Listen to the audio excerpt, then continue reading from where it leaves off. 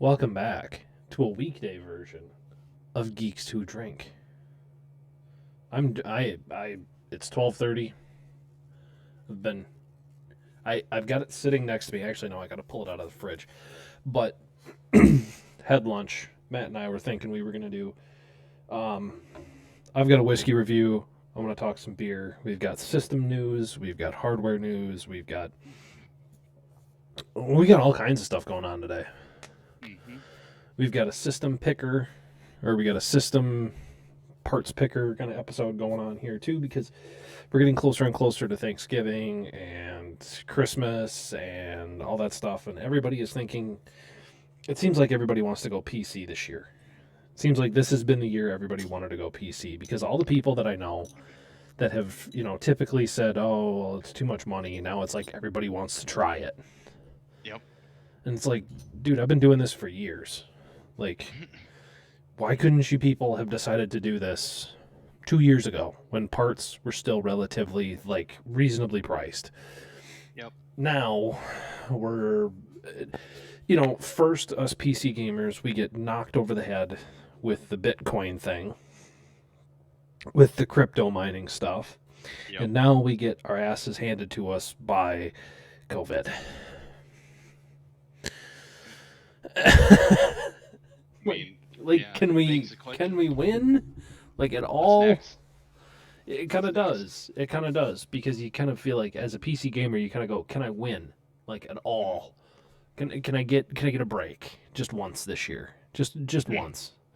Mm-hmm. Um, but yeah, no, that's about how I feel right now. Yeah. How many more times are you gonna kick me in the dick?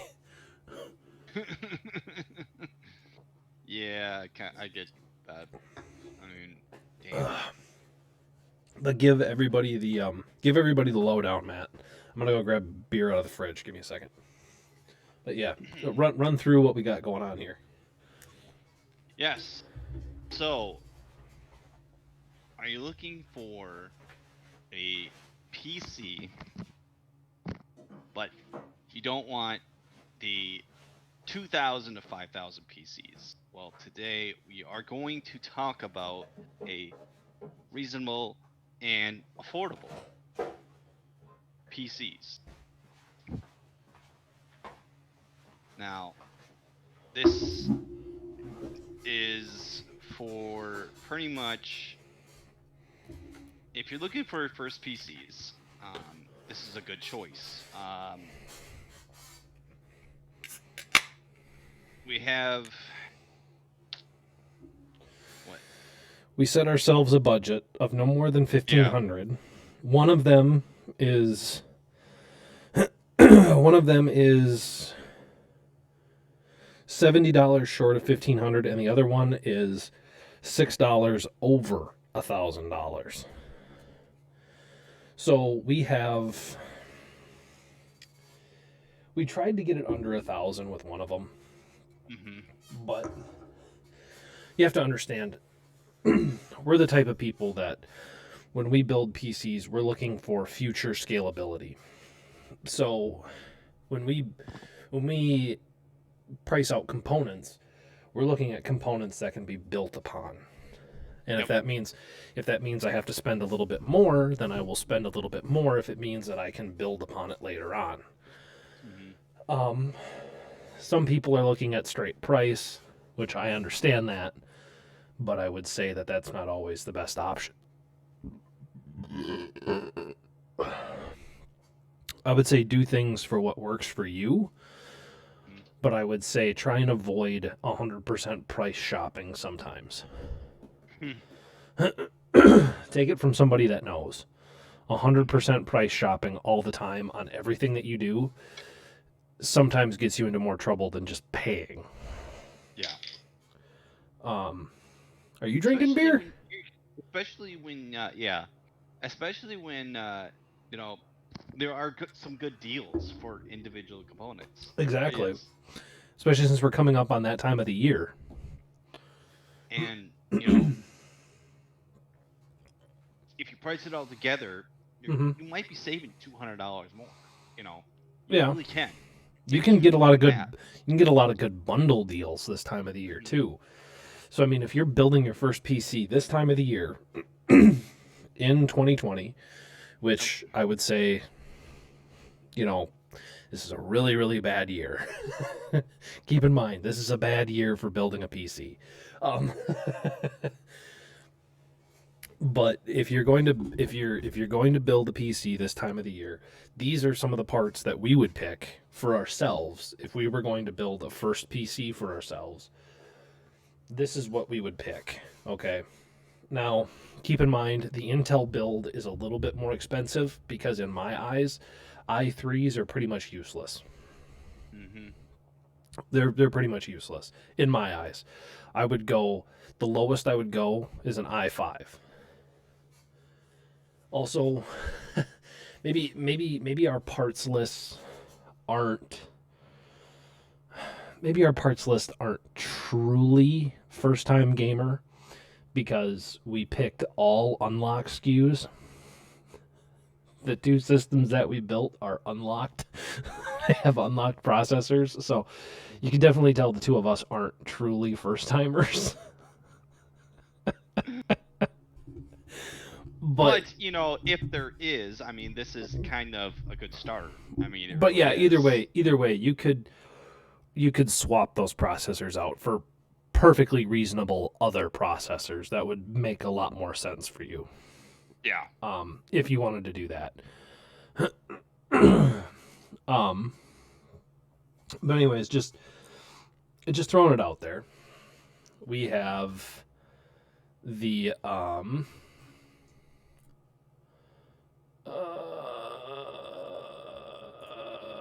we have for the first system, or for the second system, the second one that we would build, the more expensive one.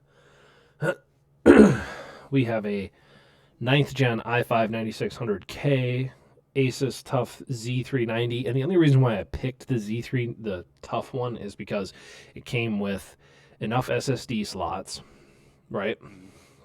It came with 2 SSD slots, so you could run 2 terabytes of SSDs and have enough room to play most titles. Now, if all you're going to do is play Call of Duty, not enough. Yeah. But if you have at least 2 terabytes of some kind of SSD, you'll be fine. You'll be fine for a while. What else do we have here? We've got that. The case that we're going to be running. Oh, also the TUF takes advantage of enough of Asus's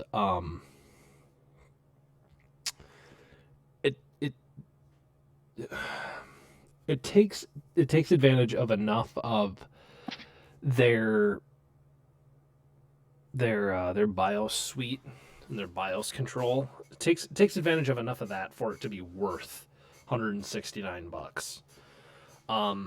It's also got some pretty good onboard features. It's kind of lacking in the USB port department, but there again, if you were listening to our last episode, you should get yourself a USB hub. If you were listening to our last episode, you'd know to do that. And then we've got a 3-pack of Corsair, we've got a Corsair 220T airflow case, Corsair RMX 750 power supply, G.Skill Trident 3200, and that's the one that has the Intel XMP profiles already in it for memory overclocking. Seagate FireCuda M.2 1 terabyte SSD, excuse me.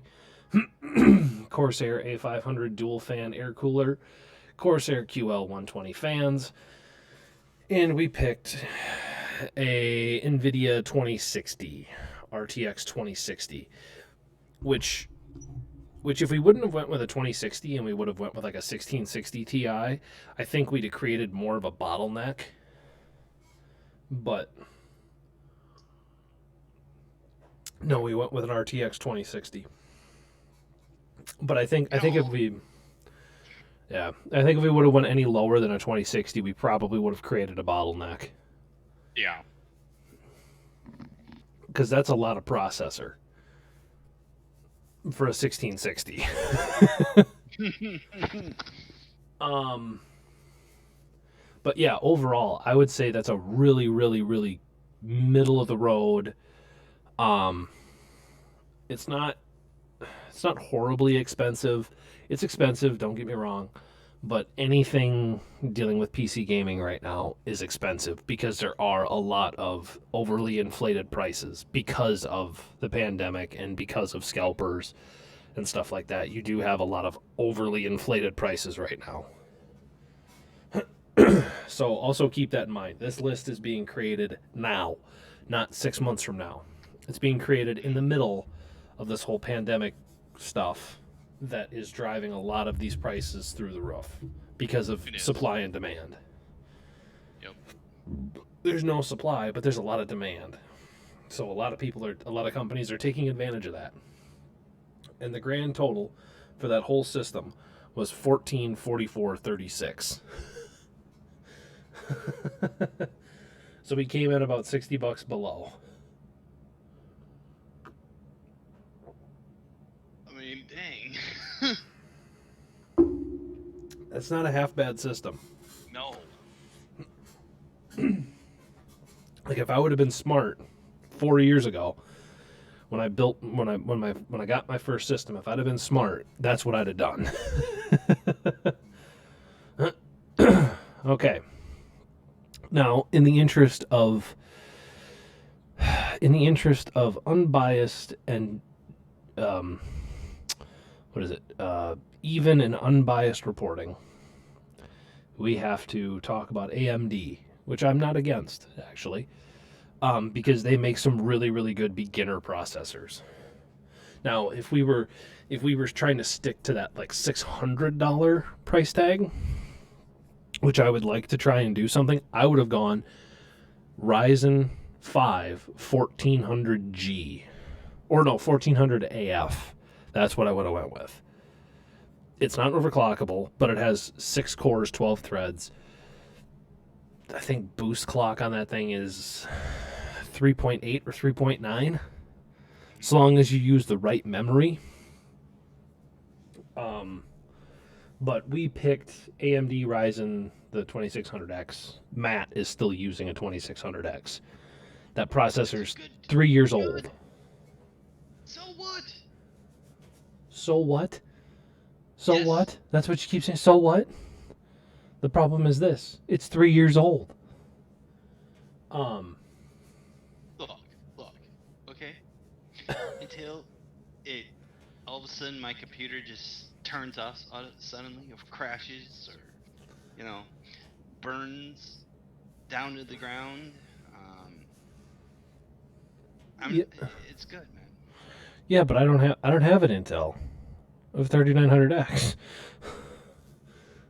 Man, that's just gonna be quicker. No, but no, seriously, no, dude. I mean, look. We need to get you a new processor. Okay, it's been good to me. I haven't asked much of it. That might change pretty soon. Oh yeah, especially when Cyberpunk comes out. These games are pushing it, man. I'll admit to that. Some of these games are now pushing it. Oh yeah, budget PCs might not be a thing. I'm getting to the minimum specs here now. Yeah. Not the recommended specs, the minimum. Yeah, especially with that 1070 I gave you, which I wouldn't mind getting that back when you're done with it. Okay. I don't mind if you keep it in the system that you have. If we're going to build you another system. No, that's fine. That's fine. If you want to keep that thing for a backup, I'm okay with that. But if you're not going to use it, I'd like it back so I can put it in like a test bench or like an open display bench or something. I'd like to make it. I know it's not going to be useful with most games, but it would be kind of nice to have it as like a little display thing, so I can kind of show people what I do, so I can kind of explain it. You know what I mean? Yeah, no, that's why I said I get what you're saying, dude. And then we're going to run the G-Skill Trident Z 3600 RGB RAM with that one as well. So it's basically the same thing. Like G-Skill makes already overclockable RAM that will already have a preset profile in your motherboard. Well, some motherboards. I don't know if that's across the board. But they also actually make recommended memory kits for your processors. Like if you wanted to run like a certain, you have to run a certain speed, a certain cache latency, and you have to run a certain board type for Intel.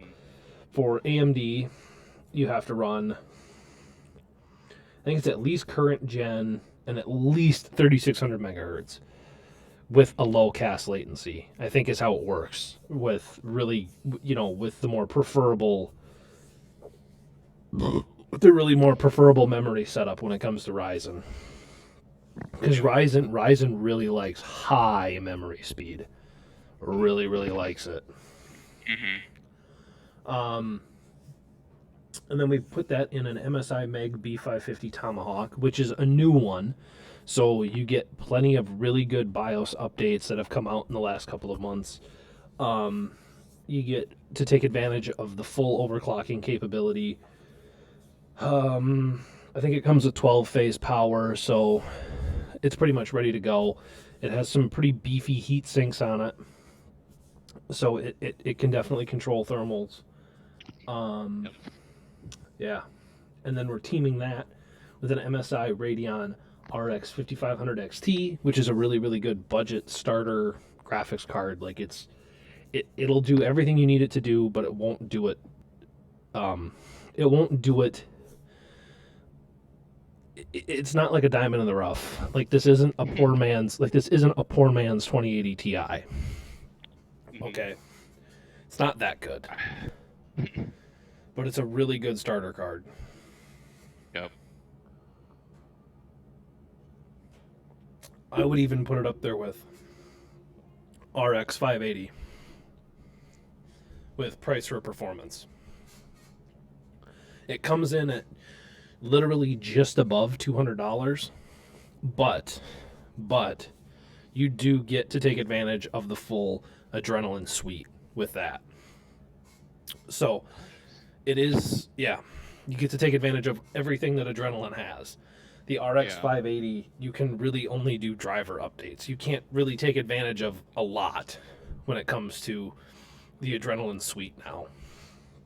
So if you're just going to do strictly gaming, RX 5500 XT. The other option that you have, and we didn't include it in here because we were simply concerned about cost, was you could do a 1660 Super or a 1660 Ti if you're going to be doing streaming or video recording, because NVENC is really good. NVENC is really good. So, and then we've got a Seagate or a Seasonic Focus SGX 500 modular power supply. A WD Black SSD that's 1 terabyte. That's a 500 gigabyte NVMe. Corsair ML120 fans. They're just straight black. We got 2 kits, 2 packs for $50, and a Seagate Barracuda 1 terabyte hard drive. That's HDD storage, not SSD storage. Basically, just to kind of give us that, extra little bit, because 500 gigabytes of NVMe storage is going to go quick. Yeah.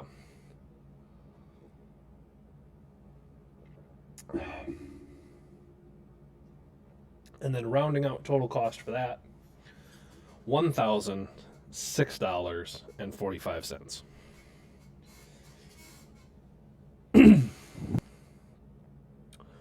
So I would say a pretty good. I'd say we did pretty good. Yeah. So I would say we did rather well on that one. Like I said, we could swap out some components for a little bit cheaper components, but these are just things that Matt and I would do if we were building it for ourselves, because it's not necessarily totally future proof, but it at least has some scalability to it. Both of these systems have plenty of scalability, which is good. But I do have a question for you, sir. What, sir? If you were going to be building a system for yourself, and you're a starter, this is going to be your first gaming PC, right? Now let's assume that you have some knowledge of computers. You know, you have knowledge of it. You're not totally under a rock. Let's say you've saved up a while, and you have closer to $2,000 to spend. Okay. What might be your system? Like I said, let's say you've been planning this out. You've been putting your money away. You've been spending it. Yep. You haven't been spending it on a whole lot. You've decided that this is what you want to do, and you have $2,000 to spend. Okay. I mean, I would say that's a pretty healthy number. Yeah. And I would say that's that is enough money that you could do some pretty good shopping with.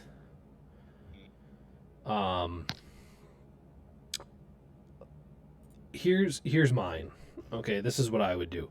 And I'm just going to give you motherboard, graphics card, processor. We're not going to dig into the minutia of everything, because I don't think that's what people really care about. We'll give you guys RAM, processor, graphics card, motherboard. So my motherboard would probably be on X570, because I could afford X570. Because that's going to be more future proof than B550. B550 will probably disappear in the next couple of years. Because they'll have come out with another generation, and X570 will be on its way out, or getting close to on its way out. So the one that I would buy, because I don't have a whole bunch of money to buy a Tai Chi, I would probably go with the ROG Strix X570E, because that has some pretty beefy heat sinks. It's got a really good oh wait, no, that's too much. Never mind. I would probably go with the Aorus. I'd probably go with the Aorus Elite. Elite. And number one reason why, it doesn't have a bug detector light. Doesn't have a bug detector display, but it does have a sealed I/O shield. Number one reason right there. That's enough. That's enough to make me spend $179 on that. I'm gonna add that to cart, and of course I'm getting this from Amazon. So these prices are coming from Amazon. And then, since I'm a big AMD guy, I would probably add the 3700X to that. 3700X. G-Skill RAM. I'm kind of starting to get away from the whole Corsair thing, just because, not because I don't like Corsair products, because I do. I haven't gotten a chance to totally play around with the preset overclock stuff with G-Skill, but I like the idea of it. I like that. And I like how it'll come with preset overclocking for AMDs. I love that. That's so nice. It's so nice.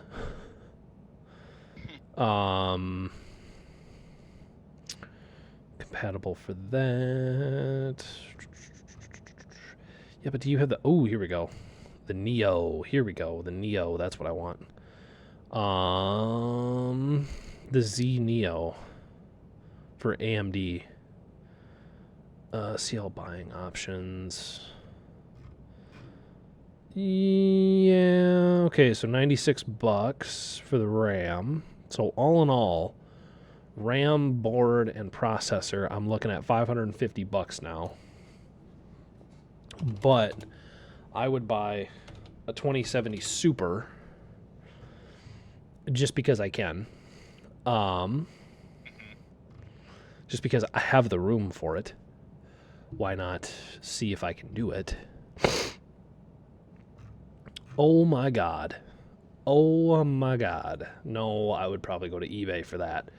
So for what's available on Amazon, let's see here. What's available on Amazon? I would probably go with...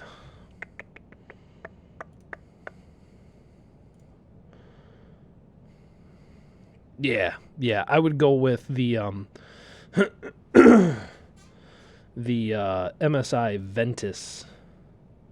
Yeah, the Ventus 2070 Super. Which grand total for everything $1,343. Oh, wow, okay. Yeah. I've picked some pretty high quality parts here, man. Yeah. These are some pretty primo parts. Okay. Keep in mind, I do only have 16 gigs of RAM, but that is also another one of those wonderfully scalable things. You can get a bigger kit. You don't have to, you're not stuck with it. You can get a bigger kit. But yeah. So, how about you? What would you go with? Well, for motherboard, I am going to go with the MPG X570. Oh, so you're going to go X570 chipset too. Yep. Wow, you got smart. What about processor? That's a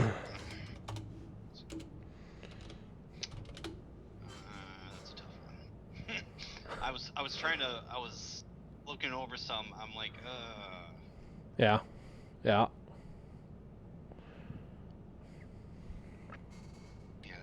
tough.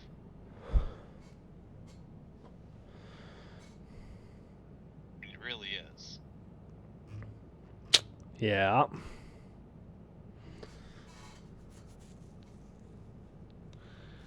What would you go with again? What was yours again? I'm sorry. Mine was a 3700X. Because I want to get some more time looking it over here. Mine was a 3700X. That's what I went with. The only reason why I went with that is because it does have a high enough core count. It does have a high enough thread count that yes, overclocking is possible. And not only is it possible, but you also have enough headroom that if you want to grow into it, you can actually kind of grow into it and not have to worry about a system bottleneck or something like that. Yeah.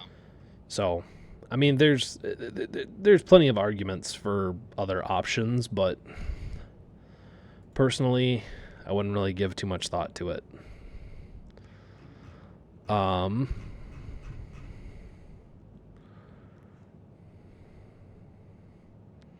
But what else you got?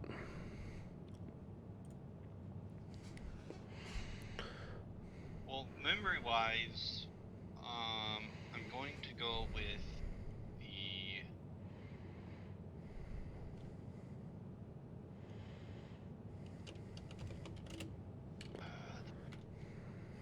You know what? I am going to go with it. I'm going to go with the Corsair Vengeance series. Okay, so you're gonna go with the non-RGB Vengeance series, right? Yep. Yeah, like we always have, because that's what the two of us have in our systems right now. So yeah, I mean that's kind of what we've got. Yeah, but We both have the same, like, we both have the same, we both have the same speed. So, I mean, I don't see any reason why it would be any different. How the fuck are Radeon 7s still going for that kind of money? How the fuck? They're like 4 years old. Really? Anyways, that was totally off topic. So you're gonna go with that. What processor are you Yep. gonna go with? Did you say the 3700X? Yes. Yes. Okay, so you're going with 3700X. You've got the MPG X570, which is an MSI. And then you had the Vengeance series, 3200 gigahertz. Or are you going to go up to 36? 32. Okay. And then what's your graphics card looking like? Oh man, this is the toughest stuff.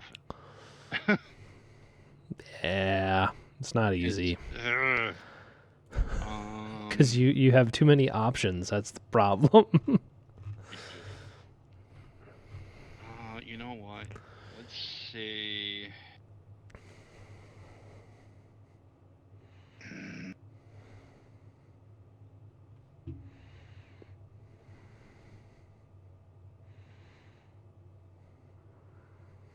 Can I do? Let's do.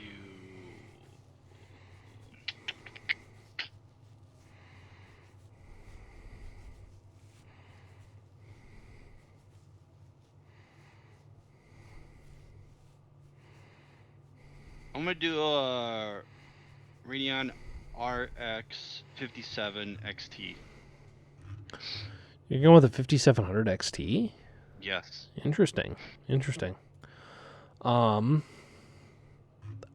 Yeah. I was expecting an Nvidia, to be honest with you. Oh. I mean, we had $2,000 to play with. Mm-hmm. So I mean, I would imagine that would have been enough.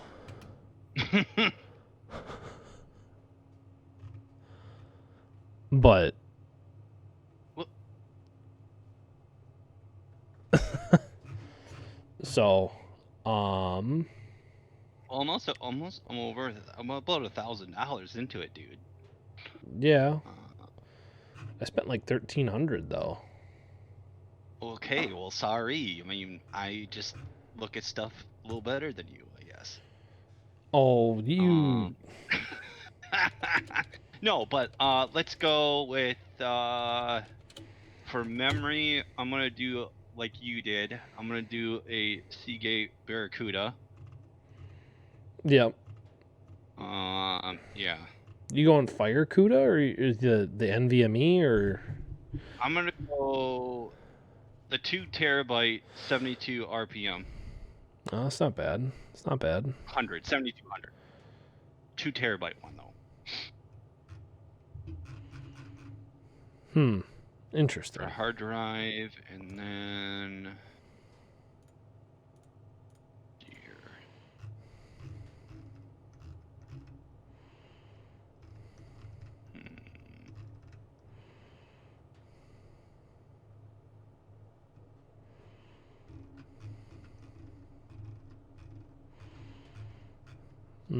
What else was I gonna say?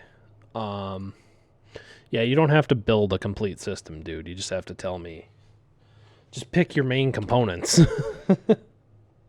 Well, that's pretty much it then. Okay. My power supply would be 750. Yeah, Cool. no, I wasn't gonna go anywhere underneath that. Yeah. Okay.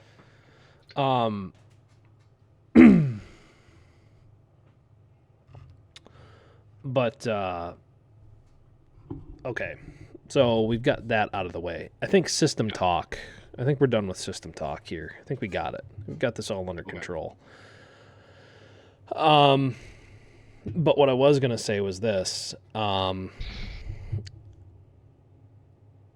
I I think we have. I think what we have is a really good setup for first timers and even middle of the road players.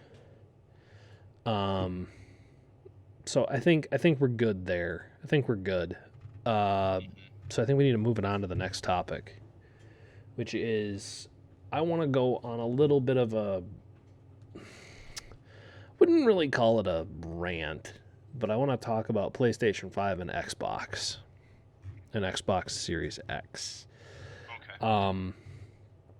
Because the two of us were having this conversation earlier, and the two of us had come to the conclusion that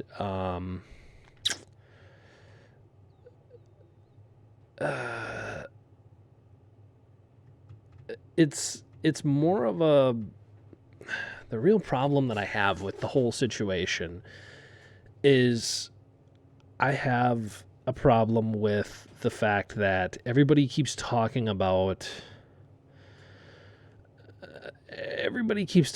this whole, it's going to be the same performance as a PC and it's going to be just perfect. It's going to be this amazing ecosystem that they're going to create. But I don't see any I don't see any way that you can do that without sacrificing something somewhere. And from what I've seen from the Xbox Series X is it looks like you're not only going to be sacrificing, but you're going to be sacrificing a lot.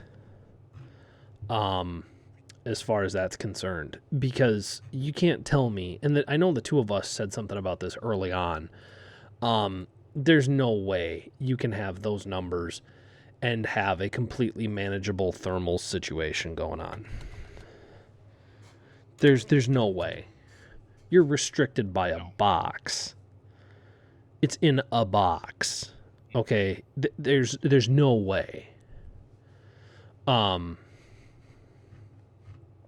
And there's no way that you can. There's just no way. And it sounds like we're being vindicated. Because you said something about people are having thermal meltdowns with their brand new Xboxes. So, Nick, are we going to go... Is it the Red Ring of Death scenario, or is it worse?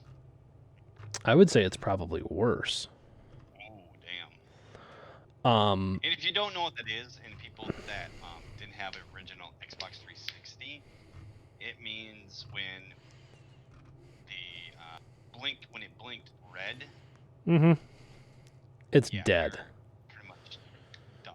It's dead. It burnt its system. Yeah. It burnt everything in it. Yep.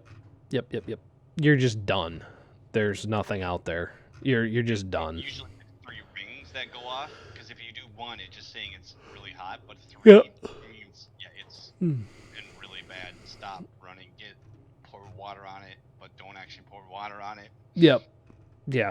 No, you got to leave that thing for like 3 days, and then it'll finally cool down, and then it'll be operational again. But if it got any hotter than that, and it showed the 3 rings, it's dead. There's no bringing it back from the dead. But it sounds like what we've got going on here. Some people are saying, and this, it's like as hot as a fire. If you had a fireplace, it's getting as hot as that. Yeah. Yep. And that's kind of what I thought, considering the fact that it's a box with one single exhaust. And people are going to not put it on its side where you have like a 2-vent situation. They're going to put it up and down, like vertically, because they're going to mount it out of the way. Oh, excuse me. Because they're going to mount it out of the way. And then what are they going to do? There's only going to be one exhaust port, right? And it has nothing else. It has no way of pulling any air in after that.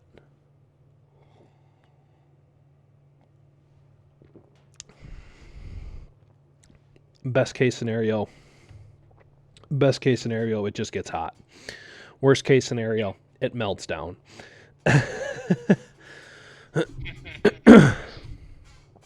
And I haven't seen anything like that with the PlayStation 5 yet, but I'm sure if we give it enough time, we'll see it. We'll see something of that nature. I'm sure we will. I'm not even worried about it. I think we will. But yeah, I don't see a reasonable future with or I shouldn't say a reasonable future. I don't see a long-lasting future with them. You know what I mean? I don't see a long-lasting future, so. But there again, that's just me. And I know that there's going to be people that are going to listen to this and they're going to go, "Well, you play on PC." Yeah, I do, but I'm also somebody who can see from both sides of the fence. I see why you would want an Xbox or a PlayStation, because if you're just strictly playing games and you don't want to spend the money on a PC, it's easy. You just turn it on and you start a game and that's that. It's over. It's done with. You're done. You've done everything you need to do now. But if you're somebody who is looking for more than that, somebody who would like something that you could grow into or something that you could upgrade over time instead of always having to buy something new every time something comes out, then PC is definitely for you, because there are still people out there using 1080 Ti's. Okay, that's how good that architecture was. That card is 5 years old now. That card is about 5 years old now. I mean, I think we can comfortably say that card has done very, very well. And I think we can comfortably say that card was well worth the money when it came out. So I think a lot of people that are complaining about this need to think about the situation that is at hand, which is you either buy the easy way or you build something that you can grow into over time, something that doesn't have the thermal issues that are being reported. Yes, performance is there, but for that kind of performance, you don't want a plastic box.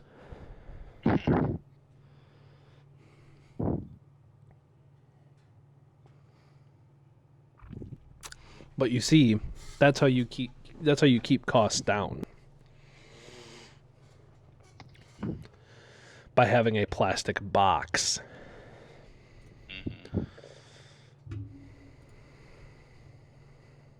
So, No, I get what you're saying. I agree with you.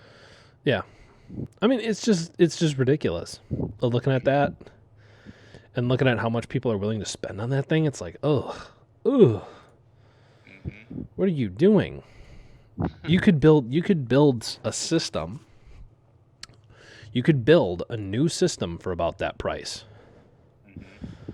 Like right now, I'm looking at a 1080 Ti, right, on eBay, right now, current bid, $355.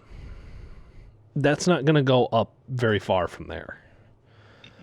Maybe $475 by the time it's over. And there's still 5 days on the bid. There's still 5 days on the auction. So, yeah, you could spend that on that, but whatever. I'm just kind of done. I'm just kind of done with the whole Xbox PlayStation thing, because it's like it's two kids that you know are dickheads that are just fighting each other on the playground. It doesn't matter which dickhead wins or loses. It's just about the two of them getting a bloody lip. And that's all you care.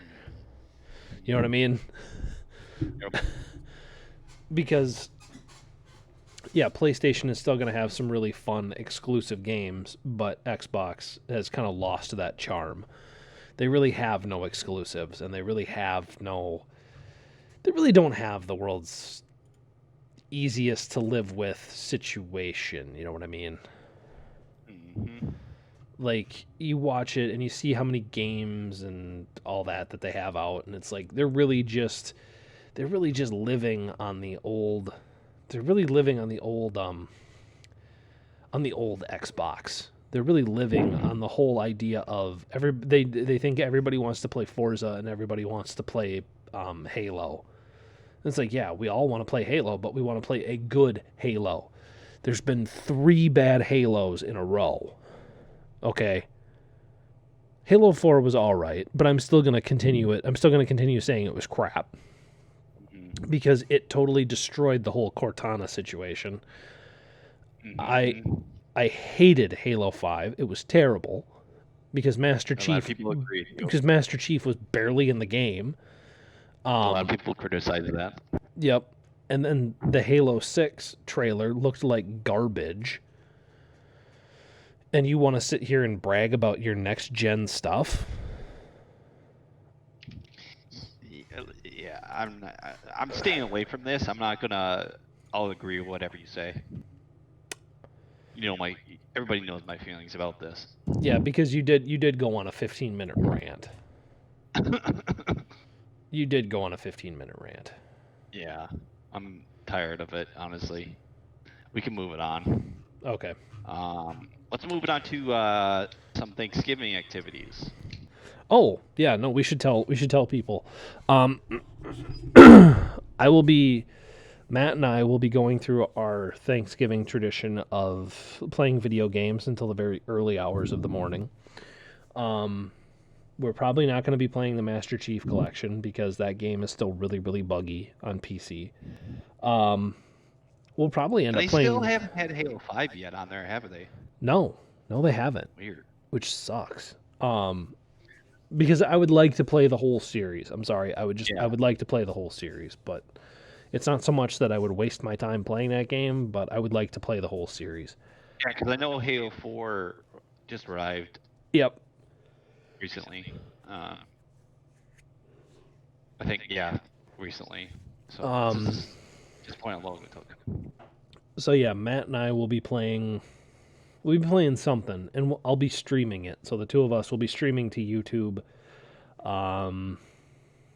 because that's really the only streaming site that I'm on right now. But yeah, I'll be on YouTube Thursday. I don't know what time of the day, but I'll figure that out later. We'll do another episode of this tomorrow, and then I'll just give you guys an actual time then that we'll figure out. Yeah. So the other thing too is what else did I want to say? The two of us, we need to do our traditional Thanksgiving fantasy football deal. Because usually we do that. Oh, yeah. Yeah, that's true. But the two of us have been so uninterested with the NFL this year because it's really hard. It's really hard to get into the game when there's minimal to no, and I literally mean no. And I didn't think this would bother me as much, but it's really hard to get into the game when there's little to no audience at all. Yeah. The only thing that truly helps is the the players. Yeah, that's true. Because I mean, if you're a visiting team, that totally helps you. Yep. Because you don't have to worry about the noise. Yep. Especially if you're indoor stadium. Yeah, like in a dome or something, that helps. Yeah. So the Vikings, it kind of screws the Vikings, but. Yeah, a little bit. But yeah, no, I didn't think it would bother me as much as it has, but that does bother me not having the artificial crowd noise they do doesn't help. No, it really doesn't. Okay. I'm sorry, but I know it's fake. That's the thing. Like, I know it's fake. And you know what I hate what they've done in sports stadiums, posters, like Yes. cut up. Yes, the cardboard cutouts of people. Yes. It just because they show the crowd, and you know that there's nobody there, so it's like it's No. become like this formality. It's weird. It doesn't feel right, and I don't like watching it. Like I keep on, I keep pretty good tabs on the scores. Like I watch the box scores, but that's about it. Mm-hmm. Yeah. Otherwise, I it's just don't care. It's weird when you see people that are like, but those are, especially when they're really bad. Especially, I don't mind the face ones as much as the body ones. The body ones just look terrible. Yeah, the full body ones are kind of, yeah. It kind of sucks, not gonna lie. But there again, that's just, I'm just happy they didn't do the. Yeah, and then I would say one more thing about it is that I'm so happy they do the CGI one because that's even worse. Oh, I'm sure it is. Because baseball tried to do it. Oh no, not baseball! Come on, don't do that. Terrible. It looked terrible. Well, dude, they have to show so many home. Oh, come on, dude. How many baseball games are there? I mean, they had to do something. Yeah, I know. The only thing I would say still... is I didn't mind the NBA, how NBA did it. It wasn't as bad. They actually did the Zoom kind of audience. Yeah, I did see that. I didn't mind that as much because that's like, people are actually watching it. Yeah, I did see that. So, but yeah, that's all I gotta say. Anyways, we're gonna move it on to another subject because that's not really. We're gonna move it on to our normally scheduled whiskey corner / whatever we feel like talking about corner. Yep. So, I've been drinking a lovely new whiskey. Okay. Jameson Black Barrel. Oh boy. Yes. I've been hearing great things about this. Yeah, it's a good whiskey. It's a really good whiskey. I love how it has a bourbon taste to it, but has a nice Jameson finish. Mm-hmm. It does taste like a Jameson. It doesn't taste like bourbon. You know what I mean?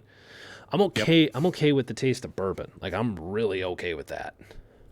But what I prefer to have, a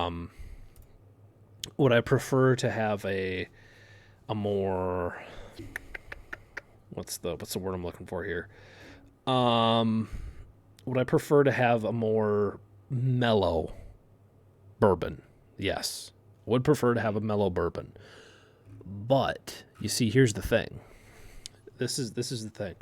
That Jameson Black Barrel, because it's aged in charred, bourbon barrels, and it is. If you read the label, it's aged in bourbon barrels. Yep. The best part of it is it mellows out that sweetness from like regular Jameson, because you know how Jameson has that like peat-like sweetness to it. Yep. It mellows that out, and it replaces it with like a really strong smokiness, and then it goes to a nice smooth Irish finish. It's good. It's really good. I would definitely give that a shot, and you can drink it with just ice. Yep.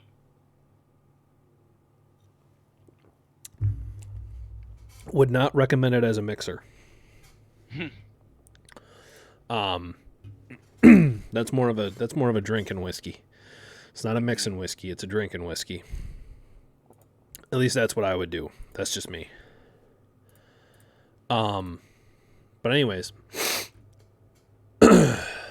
the other thing that I would like to talk about, and I'm going to give some very sound fancy eating advice, since we're in the holiday season. Maybe some people are getting together with some family members that haven't been exposed to COVID. And maybe some people are going to be having some family over, some friends maybe, because you live nearby and you can guarantee that they're not covered in COVID. let's say you're going to serve some hors d'oeuvres, okay? Mm-hmm. As I revealed a little over a month ago, maybe a little bit longer than that, I am a new member of a wine club because I have begun to grow as a human, and I'm maturing a little bit more and expanding my tastes and culture. I'm not a very picky eater, as Matt will know, as Matt will attest to. I'll eat pretty much anything so long as it looks good. I don't care what's in it. If it looks good and smells good, I'll eat it. And I was sitting around at home, and Mom and Dad were making something to eat, and I was sitting around, and my mom is much more of a wine collector than I am. I'm more interested in just eating it and finding good food, or drinking it and finding good food to eat with it. Mm-hmm. More of a meal wine drinker than anything. I'm not going to sit there by myself with a glass of wine in a armchair. I'm more interested in the food and wine aspect of it. Mm-hmm. So, what I did was, I threw a wheel of brie in the oven for about 15 to 20 minutes till it gets warm and soft. And then I grabbed a loaf of French bread. I put olive oil and butter on it. Mm-hmm. Threw that on a sheet tray, right? Threw that in the oven with black pepper and garlic powder on it, just to give it some flavor. I made crostini with it, which is basically like a cracker, just not a cracker. It's bread, but it has that texture of a cracker to it. And I had some,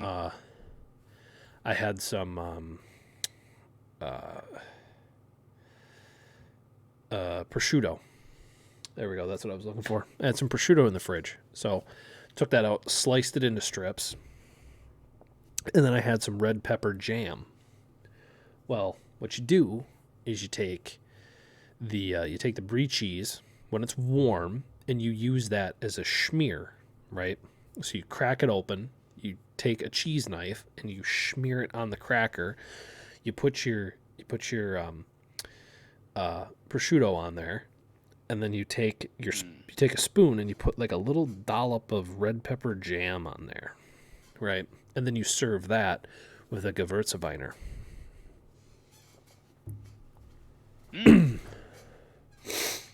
And it's sweet, it's salty, it's savory, it's dry and acidic because the wine is dry and acidic. It's a white, so it has a certain amount of sweetness to it. But a lot of the Gewürztraminers I've had have had kind of a sweetness to it, but a very acidic finish.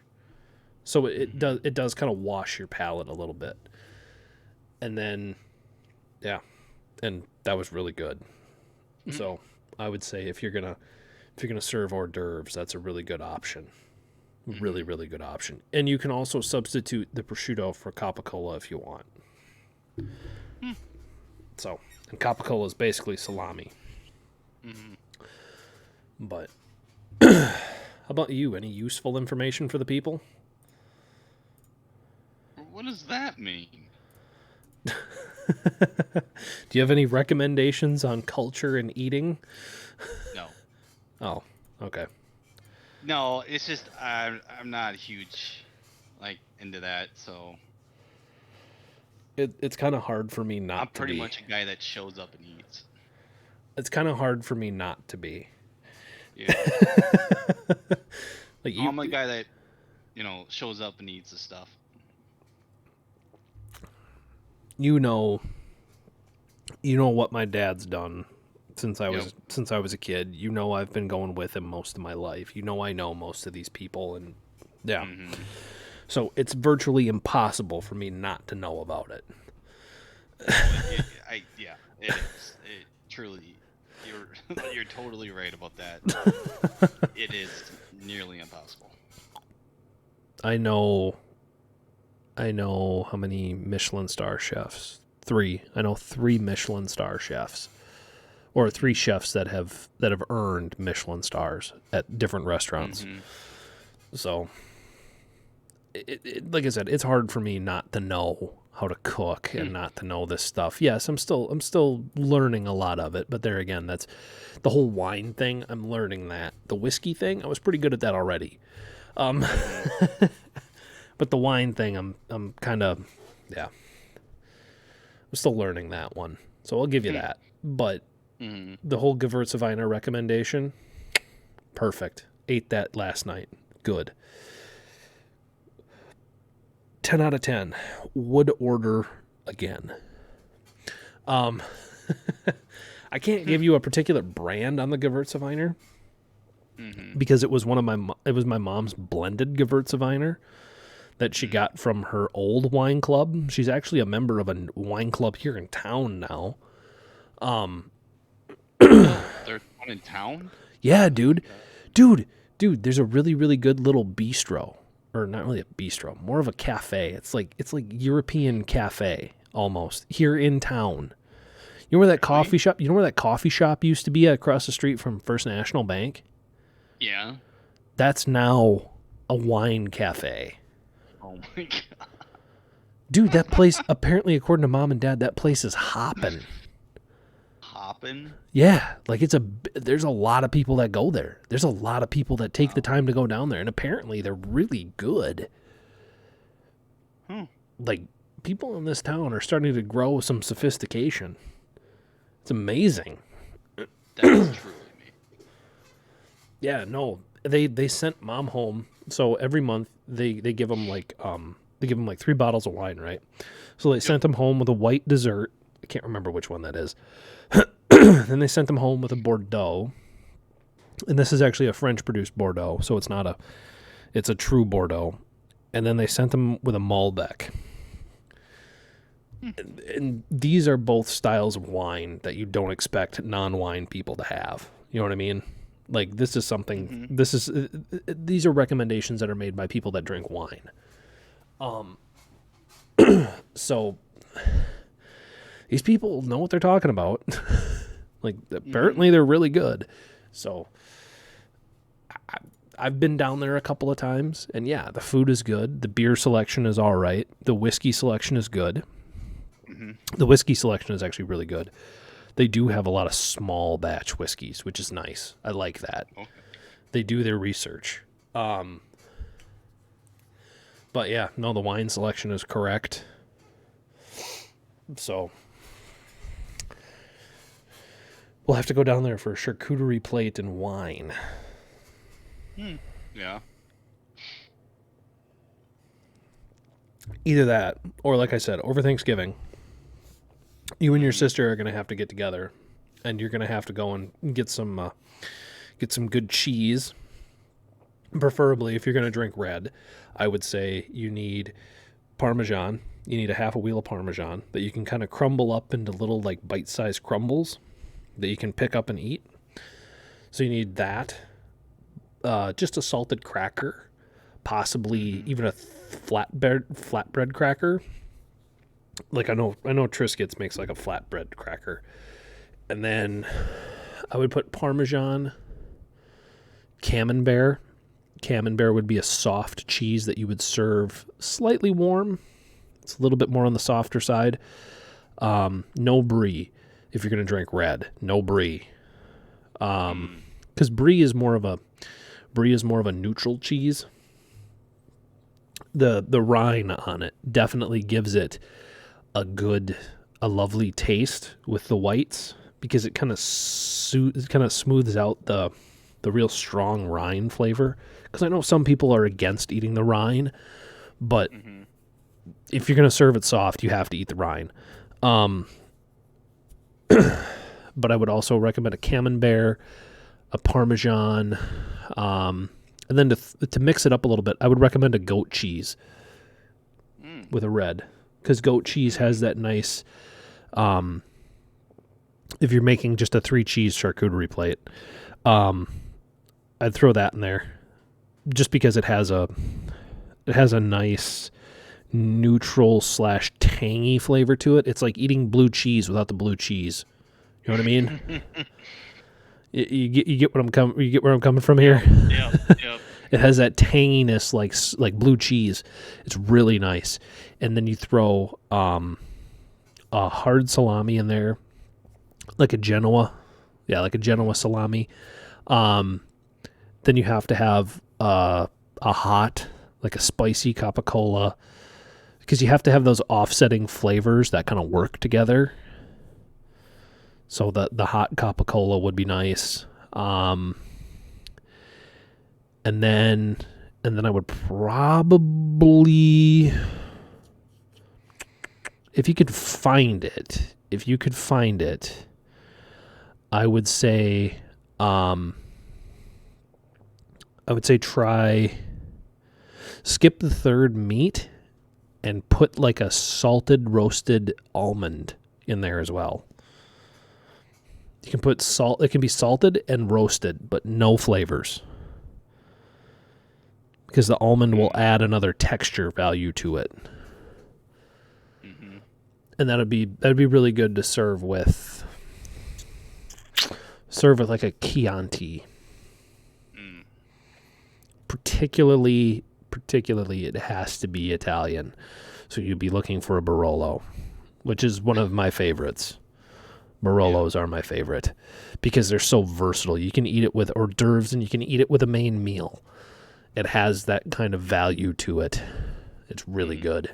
You can eat it with, I'd recommend it with pork, beef. You can pretty much eat it across the board with pork, beef, and lamb. No chicken. It would overpower the chicken, but you could definitely eat it with pork, beef, and lamb. Yeah. But yeah, it would definitely overpower the chicken.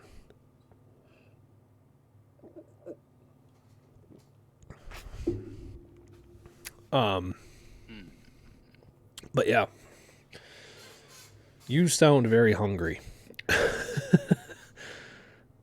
Yeah, you're getting me hungry. Son of a gun. But since you always have the tradition of drinking whiskey on Thanksgiving instead of beer, for some reason you're a whiskey guy on Thanksgiving. Although I am too, but what I'm guessing that. Well, I'll go on. what whiskey are you going to be drinking on Thanksgiving? And are you going to be drinking it while watching football? Yes. It's going to be the Jameson Black Barrel. Okay, so that's the one you're going to try. I thought you were going to surprise me. I thought you were going to surprise me and say, I'm going to drink Hibiki. No, dude. Dude, I've been hearing really good things about it, so I got to try it. Did you talk to your brother-in-law? No, I haven't. Oh, I figured he would have tried it. Oh, yeah. No, I don't know. He might have. Because he does like Jameson. He's definitely he's the Catholic whiskey guy. Yes. And just in case anybody's wondering, when I refer to Catholic whiskey, I'm talking about Southern whiskey. Southern Irish whiskey is considered Catholic. Northern Irish whiskey is considered Protestant. There is very little to no flavor change between the two of them because they're all made with the same style. The difference is the Northern whiskey takes more cues from Scotch, and Southern whiskey takes more cues from like American corn whiskey. There's a little less mellowing to it. Although it is smooth, there's a little less mellowing to it, and there's a little bit higher alcohol content. You go north, it's a little bit smoother, although it still maintains the same taste because they all use the same ingredients. But there's more mellowing to it and a little bit more aging. Not by much, but a little bit more aging. The rivalry between Catholic and Protestant whiskey is pretty much useless because there's no big difference in it. There really isn't. But yeah. What else you got? Got anything else you want to talk about? Don't really. That's about it, really, for me. Okay. All right. What about you?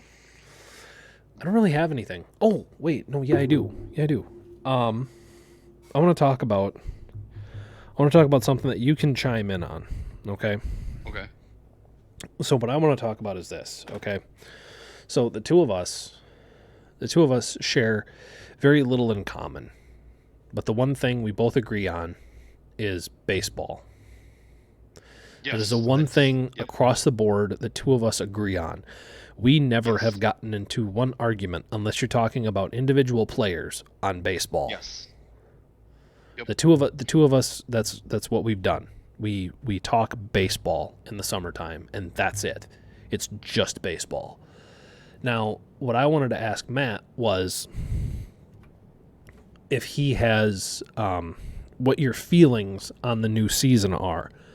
And do you think we will see a return to this year, like the way things have been running this year? Or do you think we'll see a return to what we would consider normal?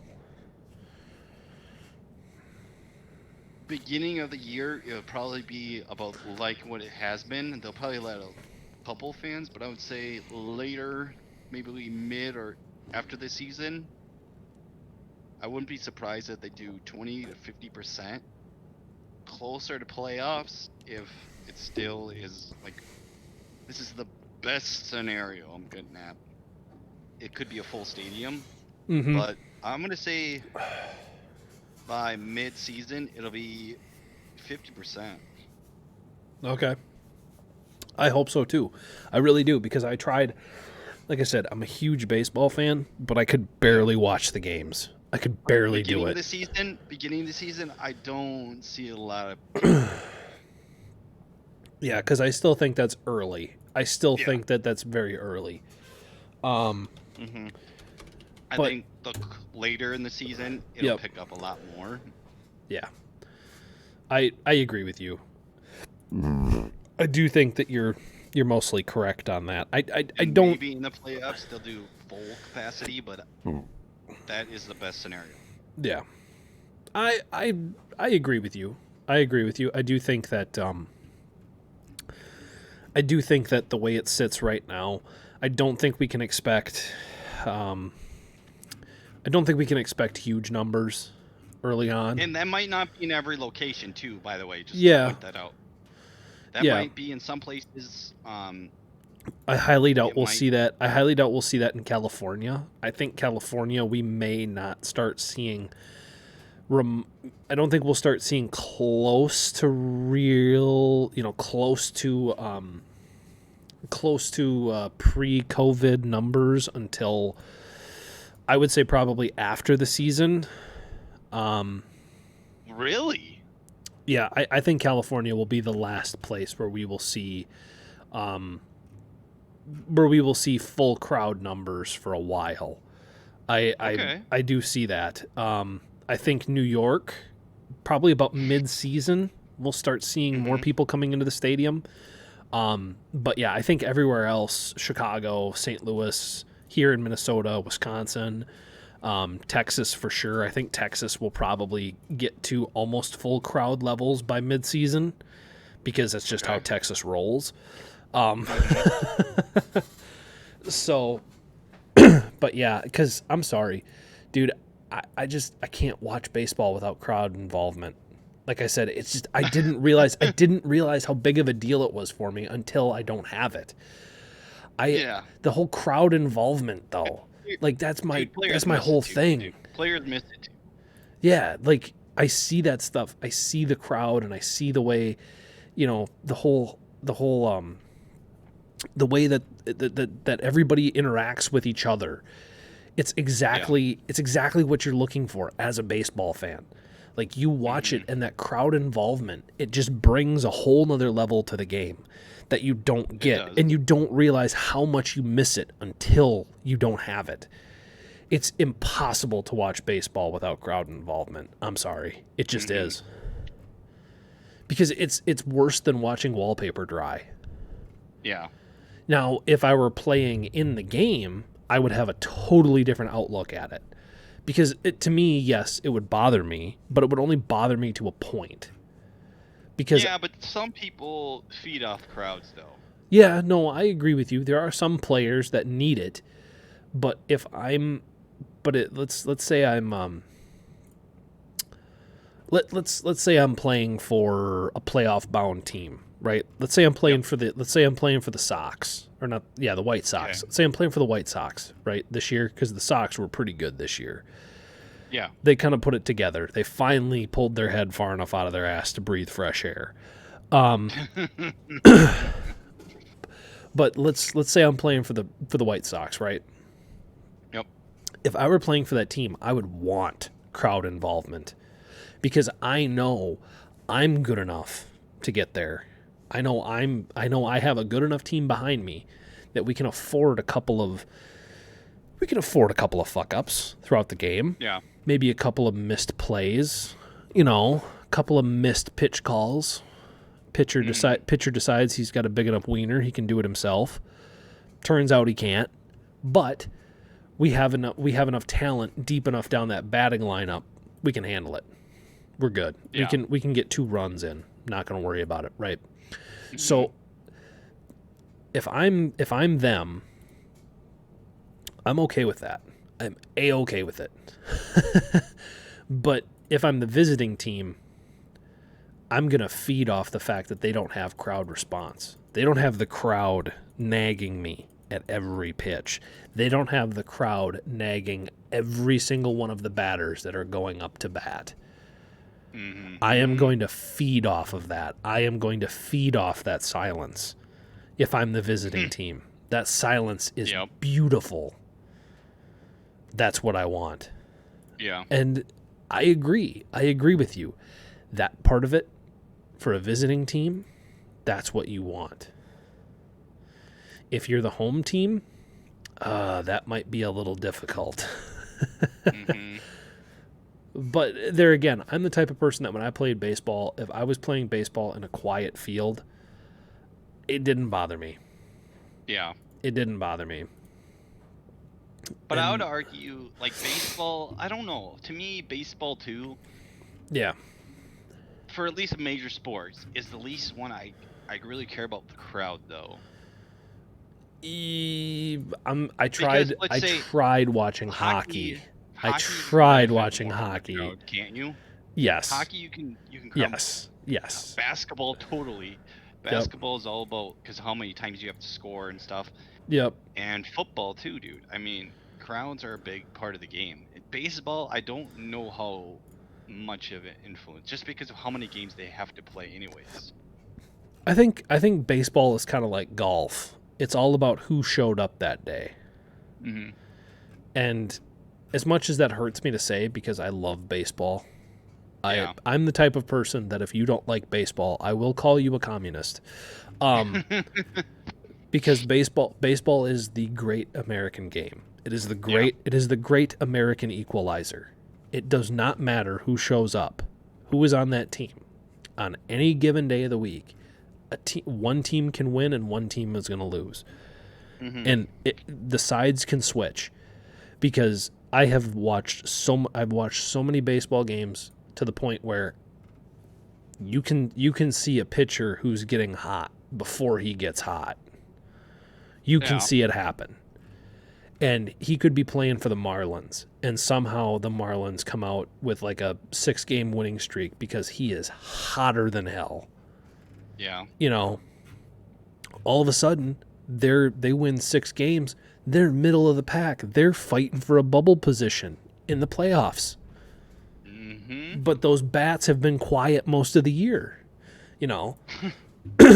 Like I said, it's the great American equalizer. So as far as I'm concerned, like that whole crowd involvement thing in baseball, dude, I have to have it. I have to have it. But yeah, hockey is pretty much unbearable when it comes to the way it sits right now. Yep. It's pretty much unbearable. I'm sorry. I can't watch it. I just can't. Because without that crowd involvement, it's so difficult to watch. Yep. It really is. It's just difficult. It's not what you would want. You know, it doesn't have that same presence about it. Like the hockey, when there's a fight and there's a chance and the crowd gets involved in that fight, like you as a fan are watching that, waiting for it. Like you're waiting for it to just explode in that arena. And then you see it on TV and it doesn't explode and you go, wait a fucking minute. You know?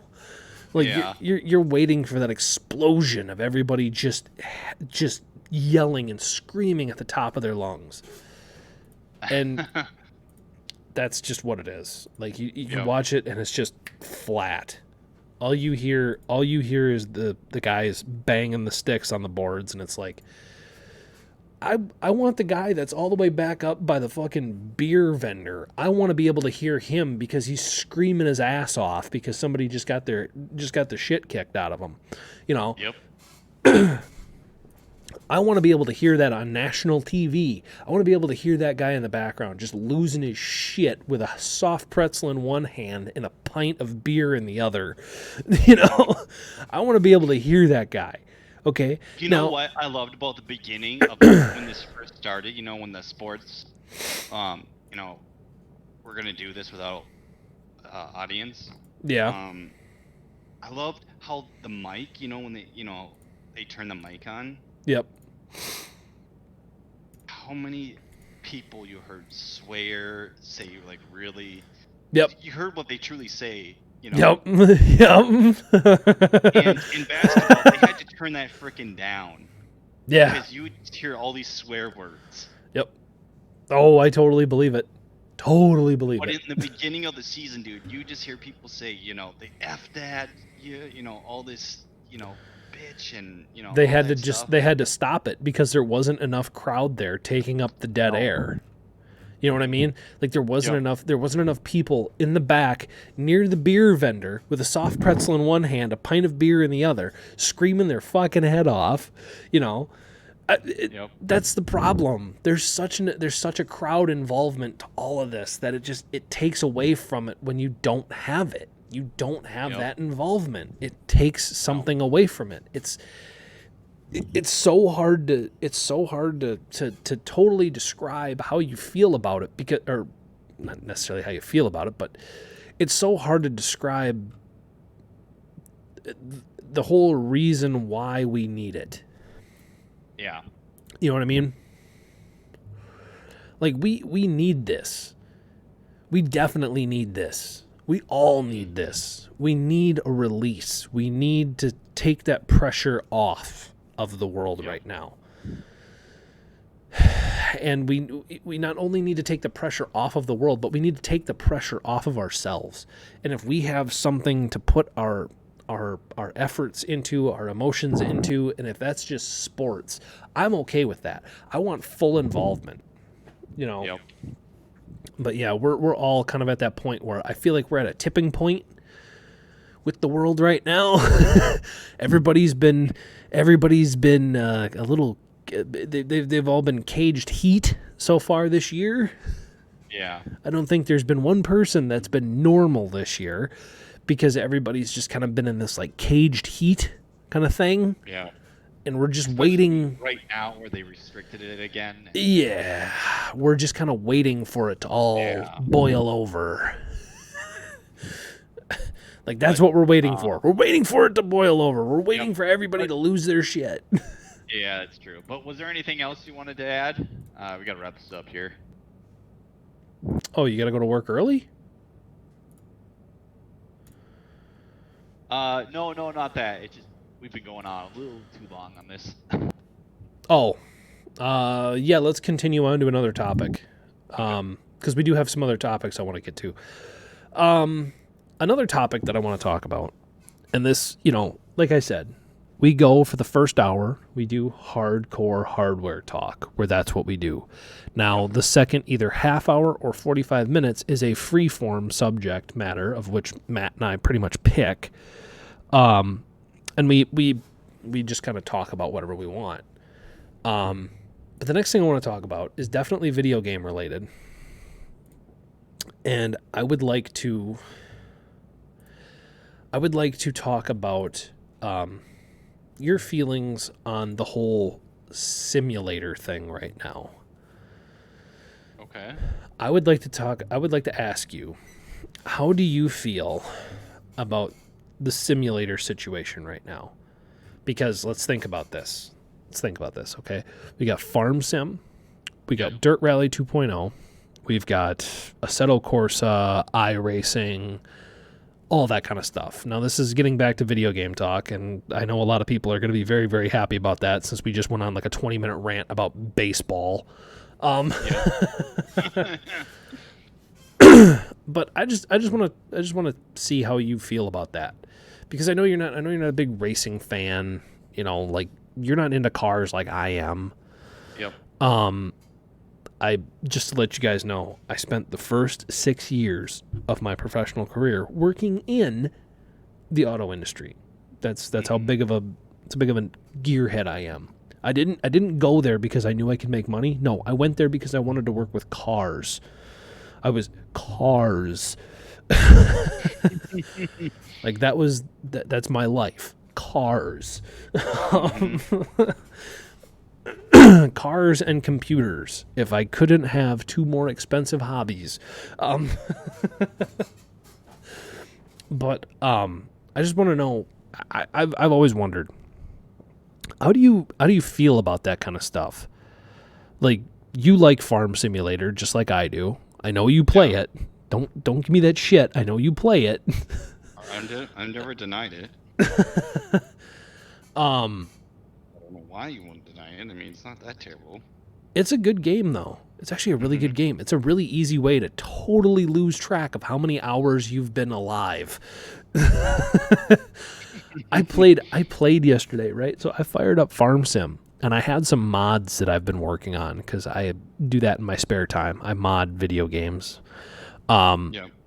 And I had some mods I was working on, so I was testing them out yesterday afternoon, probably about, I think it was about noon, 1 o'clock. I was testing them out, and I went on for what I felt like was 2 hours, but as soon as I looked at the clock, it was 6 p.m.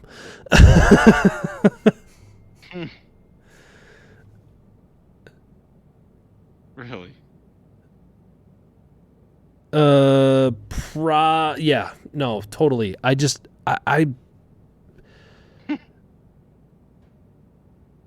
yeah, I just, yeah. I don't know. I was just kind of in that, I got lost in the whole thing. You know what I mean? Like, I was working on it, and I was monitoring it and doing all that, and I was doing like my normal stuff, and then I just totally lost track of what time of day it was. But I was just wondering, what are your opinions on that whole simulator thing? Do you think that when you play it in VR, and I know you've never played like Farm Sim in like VR or anything like that, but It's getting there though. It's getting there. I think well, things, they're cheap. They're getting really cheap. I mean, they really are. yeah, I mean, you can get a whole Oculus Rift kit for what, like $300? Yeah. I think last time I saw one. $300. Yep. Oh, $300. And you know, it's getting closer. It's still a little clunky to me, but it's getting a little closer to play it where it actually feels like you're in the game. Yeah. You're not watching it on a screen, but you're actually there. Yeah. That's where, to me, that's the next level for that kind of experience. So I guess my biggest question is this: is since normal FPS games are never really going to get to that point, do you think it's a very valuable thing that we have these simulators here so we can continue to keep advancing the virtual reality experience? You know, so then because honestly, it's just not games that benefit from this, dude. It's a lot of very, very variety things, and like from business to and that was life. that was the other thing. That was kind of the other thing I wanted to bring up about that too, was that VR not only benefits video games, like everybody says, oh well, no, let's just develop for video games. I go, no. VR helps elderly people that have memory issues, because people can create entire virtual scenes for them to go through in their mind, and they can use people from their past, because you can like model people now with some of this stuff. Like you can literally, create models of people that that if they have complete pictures of them in like a family album or something like that, they can do that. They can walk these people through like a normal everyday scene or a normal everyday occurrence. Like, let's say you have relatively, I don't want to say like advanced stage dementia or something like that, because at that point, I mean, you can help them with the quality of life as much as possible. But at that point, it's kind of getting to the point where it's like, I will take care of you as much as I can, but I know that we're getting down to it. You know what I mean? But what you can do is you can help these people live a more comfortable life with VR, because you can give them that virtualization of their memories. You can give them that pictured image, and it's kind of the same thing with like head injuries and stuff like that. Like people that are suffering from momentary or amnesia from heavy head injuries or something like that. People that have temporarily forgotten memories, you can help their brain find those memories with virtual reality, because it is such a detailed thing now. And the whole reason why that's coming about is because of simulation games. The types of games where you focus on reality. The whole point of this is to focus on reality. So I mean, it's getting there. It's getting there. It's all becoming more of a thing, less of a theory, more of a thing.